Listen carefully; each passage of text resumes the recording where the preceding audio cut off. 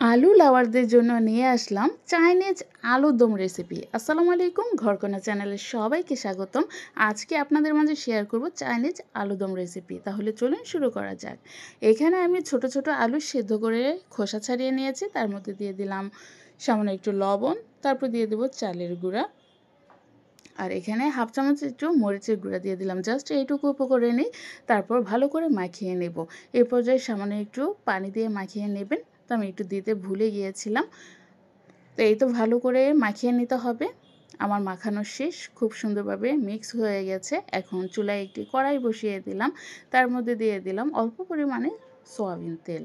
তারপর অর্ধেক অংশ আমি আলুর দমগুলো দিয়ে ভেজে নিচ্ছি। তো দেখতেই পাচ্ছি যে ফ্রাই প্যানে লেগে যাচ্ছে। তো বাকি যেই অর্ধেক আলুর দমগুলো ছিল, মানে আলু মাখাগুলো ছিল, সেগুলোতে সামান্য একটু আমি পানি অ্যাড করে দিয়েছি। এই তো দেখুন, একদম খুব সুন্দরভাবে কিন্তু আলুর গায়ে লেগে লেগে আছে। তো একটু পানি দিয়ে তো এটা একটু মাখিয়ে নেবেন। এই তো আমি ভাজতে ভাজতে এক পর্যায়ে যখন এটা ব্রাউন কালার চলে আসবে আলুর ভিতরে, তখন এটা ভাজা থামিয়ে দিতে হবে। আমি চুলা থেকে নামিয়ে নিচ্ছি।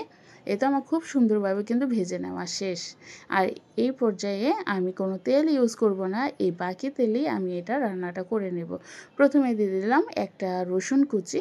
রসুনটা একটু ব্রাউন কালার করে ভেজে নিতে হবে।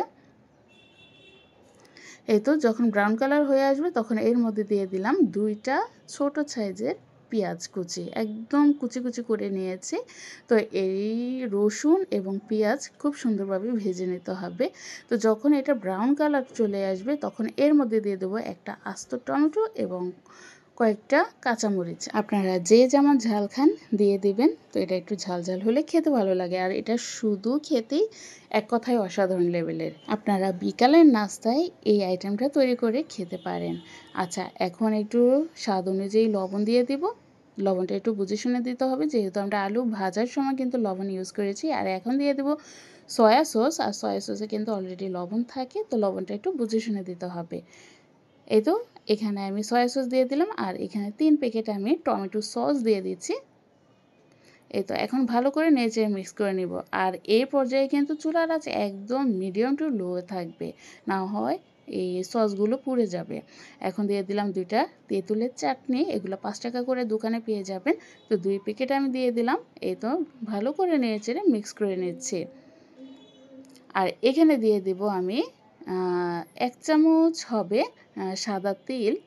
এটা দিয়ে একটু ভালো করে কষিয়ে নিচ্ছি। কষানো শেষ হয়ে গেলে এর মধ্যে দিয়ে দেবো ভেজে রাখা সেই আলুগুলো। এই তো আমি সবগুলো দিয়ে দিলাম আলু, তারপর একটু সামান্য টেস্টিং সল্ট দিয়ে দিব। এই তো এখন নেড়ে ভালো করে মিক্স করে নিতে হবে। এখানে আমি কোনো প্রকার হলুদের গুঁড়া, মরিচের গুঁড়া কোনো মশলাই কিন্তু অ্যাড করিনি।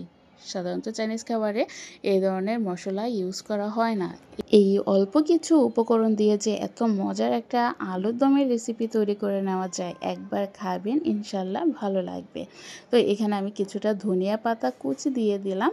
এখন বেশিক্ষণ আর নাড়াচাড়া করব না, জাস্ট আলুর সাথে মিক্স করে এটা আমি চুলা থেকে নামিয়ে ফেলবো। এই তো আমার রান্না একদম কমপ্লিট হয়ে গেল চাইনিজ আলুর দম।